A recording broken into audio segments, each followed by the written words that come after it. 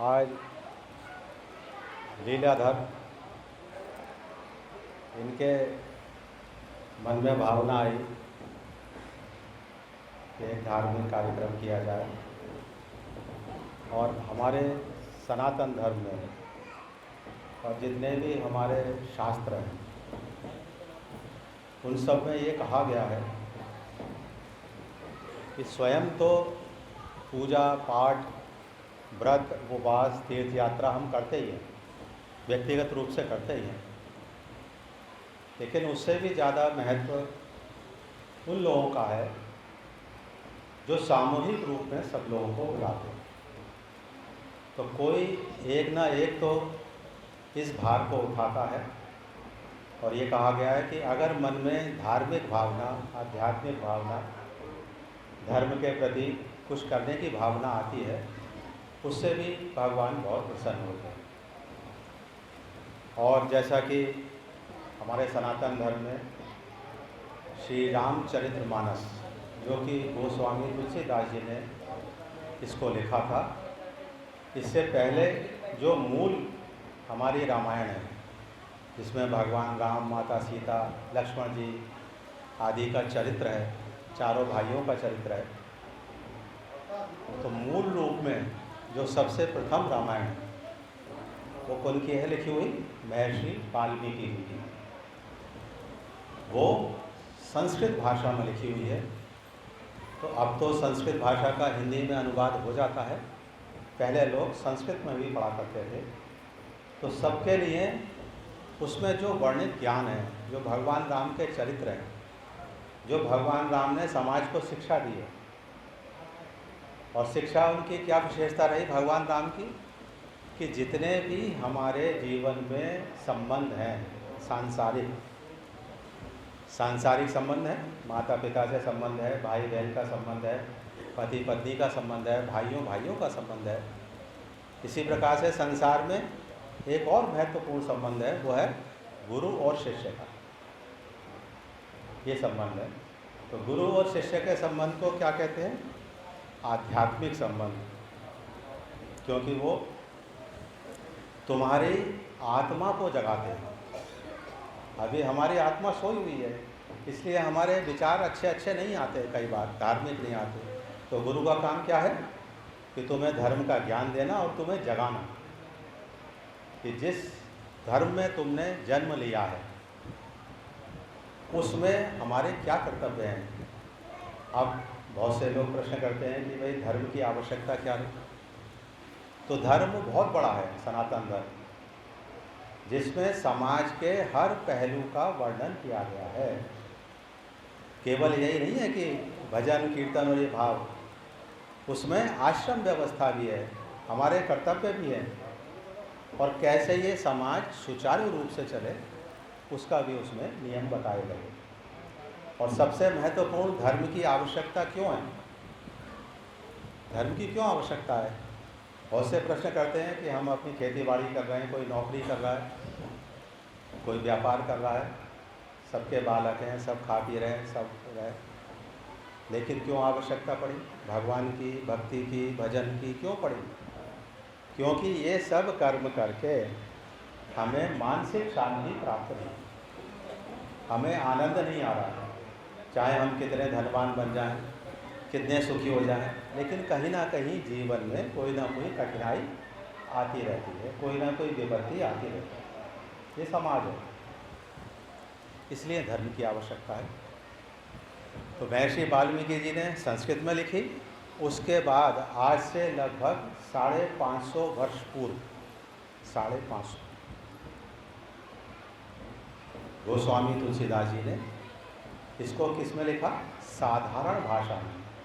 जैसे तुम्हारी गांव की साधारण भाषा है, स्कूल की भाषा अलग है ना, हिंदी, संस्कृत, अंग्रेजी, तो भाषा अलग है, लेकिन एक गांव की जो बोलचाल की भाषा है वो अलग है। तो उन्होंने उस भाषा में लिखा अवधि। उस भाषा का क्या नाम है? अवधि। तो अवध प्रांत क्या कहलाता है? लखनऊ, कानपुर, गोंडा, बाराबंकी, ये सब पूरा अवध प्रांत है। अयोध्या के अंतर्गत ये क्षेत्र आता था, इसलिए भगवान श्री राम का एक नाम क्या है? अवधेश, अवध के स्वामी। जैसे हमारा प्रांत है उत्तर प्रदेश, इसी प्रकार से वो प्रांत का क्या नाम था? अवध। और अयोध्या को कभी कभी क्या कहते हैं? अवधपुरी। तो गोस्वामी तुलसीदास जी ने जो वहाँ लोक भाषा चलती थी उसे अवधी भाषा कहते हैं, उसमें इस श्री रामचरित्र मानस की रचना की कि भगवान राम के चरित्र हमारे मन में बस जाएं, हम मन में उनको धारण करें। कि जैसे कोई भी विचार पहले मन में आता है, इसके बाद हम कार्य करते हैं। मन में आता है ना विचार कि आज हम फलां जगह जाएं, आज उस रिश्तेदार के जाएं, आज घर में ये भोजन बनाएं, आज खेत पे जाएं, पहले मन में विचार आए, मन के बाद हम उसको कार्य रूप में परिणत करेंगे। तो धर्म का एक लाभ ये भी है नहीं? आध्यात्मिकता का एक लाभ क्या है? कि हमारे मन में अच्छे विचार आए। अच्छे विचार आएंगे तो पूरे समाज में सुख शांति रहेगी, हम वही कार्य रूप में परिणत करेंगे।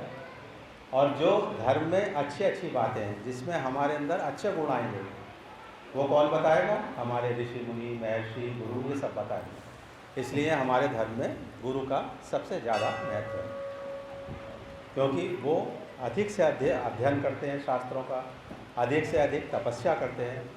उस तपस्या के फलस्वरूप तुम्हारे दुख दर्द दूर होते हैं, या ऐसे ही हो जाएंगे? अपने आप नहीं हो, किसी की आशीर्वाद चाहिए, किसी की कृपा चाहिए, तब हमारे दुख दर्द दूर होते हैं। तो रामचरितमानस सबसे अच्छा कर्म है, और ये हमारे समाज में 550 वर्ष पूर्व आया ये शास्त्र, और इसका पारायण 24 घंटे का किया जाता है। 24 घंटे में हम जितनी भी चौपाई हैं, जितनी उसमें दोहे हैं, सोठा है, छंद हैं, इन सब का हम अध्ययन करते हैं, इनको पढ़ते हैं, पठन पाठन करते हैं। लेकिन क्या होता है इसमें भी कि हम जल्दी जल्दी सब चौपाइयाँ पढ़ गए, लेकिन उनका ज्ञान हम प्राप्त नहीं कर पाए। लेकिन हमारे शास्त्रों में यह भी लिखा है कि किसी शास्त्र को पढ़ना या सुनना भी बढ़ आया है उसमें। सुनना इसलिए आया कि सब लोग शिक्षित नहीं हैं, सब लोग नहीं पढ़ सकते, किसी पे समय नहीं है, कोई पढ़ा लिखा नहीं है, किसी की मजबूरी है, कोई बीमार है, तो उनके लिए क्या आया? सुनना। तो भगवान राम के चरित्र चाहे पढ़ो या सुनो, उसके बाद क्या है? उनको अपने आचरण में ढालो। आचरण में, तो जब आचरण में डालोगे तभी हमारा कल्याण होगा, और तभी हम लोग सुखी और आनंदित होंगे। इसलिए धर्म की आवश्यकता है, इसलिए व्रत उपवास की आवश्यकता है, क्योंकि जीवन में कहीं ना कहीं कठिनाई, परेशानी, चिंता, क्योंकि हमारा समाज है, बीमारी आएगी। उसके लिए ऋषि मुनियों ने धर्म में सारी चीज़ों का समावेश किया, सारी चीज़ें मिलाई। धर्म में हमारे वेद में आयुर्वेद भी बनाया कि अगर बीमार हो जाओगे तो औषधि का उपयोग करके ठीक हो। योग विद्या आई, योग विद्या में क्या आया? आहार भी आया कि हम भोजन कैसा कर रहे हैं, उससे भी हम स्वस्थ भी हो सकते हैं और बीमार भी हो सकते हैं। तो इन बातों का भी हमारे अंदर धर्म में ज्ञान आया। तो ऋषि मुनियों ने क्या किया? अब जो सबसे बड़ा ज्ञान है, ये तो सांसारिक आवश्यकता है, लेकिन जो हमें आनंद और जो शांति हमें नहीं मिल पा रही है, जैसे हम सब लोगों से मिलते हैं, बड़े से भी, छोटे से भी, अमीर से भी, गरीब से भी, सबसे आपने पूछा कि भाई तुम ठीक हो, खुश हो? बोले नहीं साहब, कुछ ना कुछ समस्या तो है, पूरी तरह से आनंदित नहीं है। तो हमारे गुरुदेव जिनकी ये प्रतिमा है, तो हम उनके पास बचपन से रहा करते थे। जैसे तुम लोग सब बैठे हो, तो अगर वो कुछ सुनाते थे तो हम बचपन से ही आ जाते थे, सुनते थे। तो वो हर आने वाले से जब उन्होंने दंडवत प्रणाम कर लिया, शिष्य ने, भक्त ने, तो ये पूछा करते थे तुम्हारा चित्त प्रसन्न है? चित्त हमारा अंतरात्मा, ये पूछते थे, और कुछ नहीं पूछते थे। क्यों भैया, कैसे हो, क्या है? चित्त प्रसन्न है। चित्त प्रसन्न क्या हम लोग? कि आप जब अपने समाज में, अपने परिवार में आनंदित हैं, खुश हैं, आपके सब संकल्प, सारे कर्तव्य पूरे हो गए? ये पूछते थे। तो कहते नहीं, कहीं ना कहीं कमी। कोई संसार में ऐसा व्यक्ति नहीं है जिसे कोई समस्या ना हो, ऐसा कोई नहीं। तो सारी समस्याओं का अंत कब होगा? जब हम भगवान की शरण में जाएं। लेकिन इसके साथ साथ जैसे हमने शरीर धारण किया है, हमारे साथ भाग्य भी जुड़ा है, और भाग्य हमारे पिछले कर्मों से आया है। जो हमने पिछले जन्मों में कर्म किए उनसे हमारा भाग्य बना। लेकिन भगवान ने एक हमारे लिए दया की, एक हमें उपहार दिया, एक गिफ्ट दिया कि भगवान की भक्ति का सबको अधिकार समान रूप से दिया। उसमें कोई जाति पाति का भेद नहीं है, अमीर गरीब का भेद नहीं है, किसी प्रकार का कोई नहीं। भगवान का नाम हर को ही जप सकता है, समझ गए? और ये जो रामचरितमानस का पारायण हुआ, इसमें हर कदम कदम पर तुम देखोगे भगवान राम के चरित्र, उन्होंने सबको अपनाया। तो हमें भी सबको अपनाना। भगवान ने भेदभाव किया? बताओ।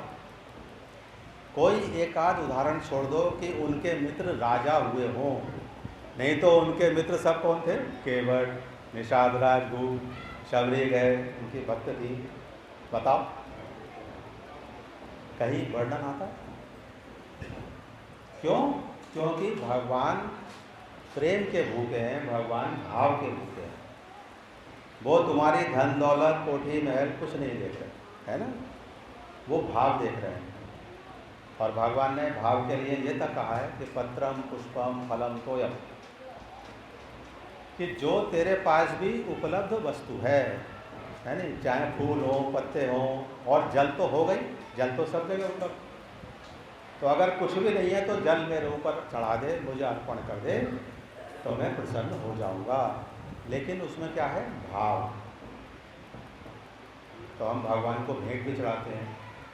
कोई 1000 रुपये भी चढ़ा रहा है, कोई 100 रुपये भी चढ़ा रहा है, कोई 5 रुपये भी चढ़ा रहा है, कोई एक सिक्का भी चढ़ा रहा है। लेकिन उसमें क्या जुड़ा है? उसका भाव। संख्या से कोई मतलब नहीं है, संख्या से मतलब नहीं, केवल भावना से मतलब है।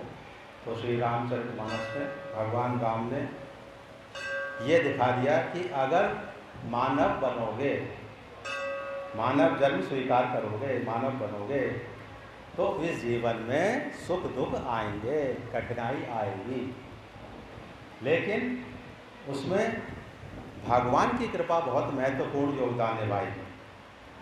दुख तो आएंगे, लेकिन आपके पास गुरु का साथ है, आपके पास कोई मार्गदर्शक है कि भैया ये कठिनाई आ गई तो तुम ये वाली पूजा करो, ये भजन करो, तो वो कठिनाई नहीं है, निकल जाएगी। हमारे गुरुदेव कहते थे, कितनी भी बड़ी समस्या हो, अगर उसका हल है तो वो समस्या नहीं है। समस्या वो है जिसका हल ना हो। अगर उसका हल है तो वो समस्या नहीं। और हल कहाँ मिलेगा? उसका उपचार कहाँ मिलेगा? भगवान के भजन। इसलिए तो हमारे समाज में व्रत उपवास सब बनाए गए, और हर वर्ग के लिए बनाए गए कि अगर आप कोई और विधि नहीं जानते हो, जैसे अभी सावन चल रहा है, कल रक्षाबंधन है, श्रावण की पूर्णिमा है, तो भगवान भोलेनाथ ने, भगवान शंकर ने क्या कहा कि कोई भी विधि नहीं जानते हो, कोई कर्मकांड नहीं जाते हो, चलो मेरे लिए जल ले आओ। अब चाहे कांवर में लाओ, चाहे हाथ में लेके आओ, कहीं लाओ, मेरे अर्पण करो। तो जितनी पैदल यात्रा करोगे और ओम नमः शिवाय का जाप करोगे, तो वो क्या होगा? तपस्या। तो ये सुविधा हमारे ऋषि मुनियों की है और भगवान की। ऐसा नहीं है सारी विधि तो कोई नहीं जान सकता है, और सारी विधि, बड़े बड़े यज्ञ, बड़े बड़े कर्मकांड करने के लिए कितनी सामग्री चाहिए, कितने आचार्य चाहिए जो बड़े बड़े श्लोक बोले, बड़े बड़े मंत्र बोले। लेकिन ऋषि मुनियों ने क्या कहा कि अगर कुछ भी नहीं है तो तपस्या करो। तपस्या तो कर ही सकते हो, भगवान का नाम तो अपनी जिह्वा से जप सकते हो, वो तो कर सकते हो। हम जितनी देर सांसारिक बात करते हैं, घंटा 2 घंटा किसी भी विषय पर चर्चा करते हैं वो व्यर्थ हो गई। किसी समस्या पर, किसी योजना पर चर्चा करो तो समझ में आएगी। लेकिन जैसे आज कोई राजनीति पर चर्चा कर रहा है, कोई इधर उधर की निंदा बुराई कर रहा है, उससे तुम्हें क्या लाभ हो? कुछ नहीं। उतनी देर अगर 1 घंटे भगवान का नाम ले लोगे तो सारे दुख दर्द दूर हो जाएंगे और तुम्हें मानसिक शांति प्राप्त। तो रामचरितमानस में भगवान ने क्या क्या प्रेरणा दी? भाव। दूसरी कर्तव्य, कि जो तुम्हारा कर्तव्य है, जैसा मैंने अभी कहा, तुम मानव बन गए, तुम्हारी गृहस्थी है, तुम्हारा परिवार है, वो छोड़ के तुम नहीं जा सकते, क्योंकि तुम्हें किसी का देना है, किसी का लेना है। कर्जा है, वो ऋण है। हमारे यहाँ ऋण बताए गए हैं, पितृ ऋण। पितृ ऋण क्या हो गया कि जिस प्रकार हमारे माता पिता ने हमें पढ़ाया लिखाया, हमें संस्कार दिए, हमें जन्म दिया, हम आगे अपनी संतानों को वो ज्ञान बांटेंगे, और अगर नहीं बांट देते हैं तो वो कर्जा हमारे ऊपर है। समझ गए?